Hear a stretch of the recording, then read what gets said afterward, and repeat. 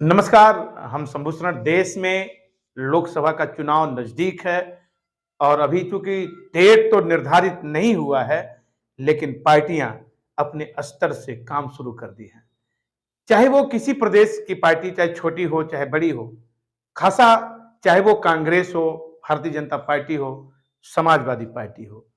BSP अभी चूंकि back foot पे नजर आ रही थी, लेकिन ऐन लोकसभा चुनाव में कुछ खेल करती नजर आती है। लेकिन दिलचस्प होता है कि लोकसभा चुनाव के पहले तमाम ऐसी पार्टियां जिन्हें एक जाति विशेष के नाम से जाना जाता है, जिन पार्टियों को अब वो भी तमाम जातियों के कार्ड को खेलने का प्रयास कर रही है। तमाम जातियां ओबीसी की हिमायती बनती हुई नजर आ रही है। तमाम पार्टियां ऐसी हैं जो दलित के लिए कैंपेन कर रही हैं, दलित के लिए उनका रोड मैप तैयार कर रहे हैं कि कैसे उनके वोट को अपने पाले में लाया जाए।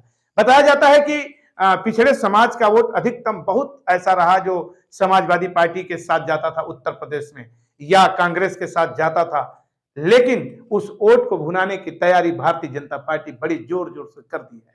अभी भारतीय जनता पार्टी की तमाम ऐसी रैलियां देखी गई जिन्होंने दलित या अल्पसंख्यक या कह लें कि अनुसूचित जनजाति समाज के लिए कैंपेन करती हुई और पार्टी की रैली करती हुई नजर आई।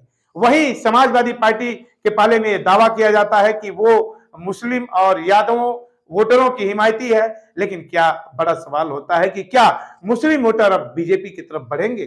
क्या बड़ा सवाल होता है कि मायावती को छोड़ करके जो दलित वोटर है वो भारतीय जनता पार्टी के साथ क्या जुड़ रहा है?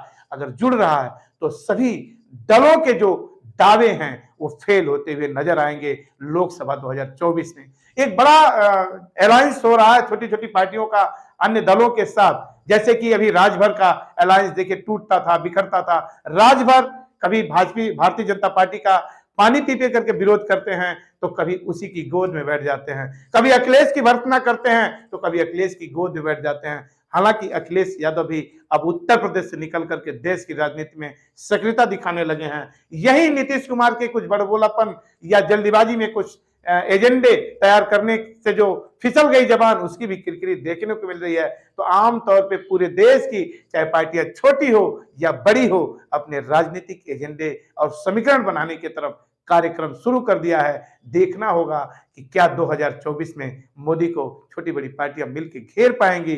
क्या कांग्रेस पुनः सत्ता में काबिज हो पाएगा, या फिर अभी और टाइम लगेगा कांग्रेस को, जैसा भारतीय जनता पार्टी कहती है कि कांग्रेस 100 साल के लिए पीछे गया? देखना होगा। देखते रहिए भोजपुरी न्यूज़ टाइम।